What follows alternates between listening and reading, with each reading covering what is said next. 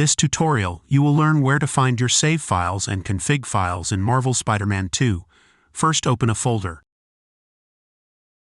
Open your C drive. Open the Users folder.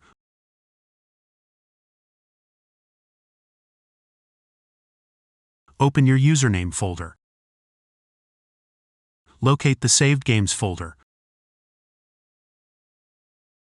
Open it. Open the Avowed folder. In here you will find your saved files. To locate your config files, go back to the C drive.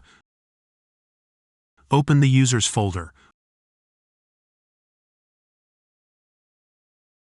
Open your Username folder.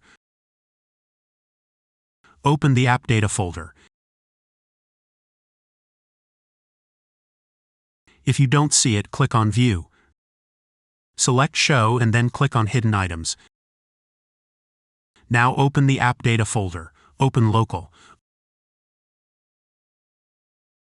Open the Alabama folder. Open Saved. Open Config. Open Windows.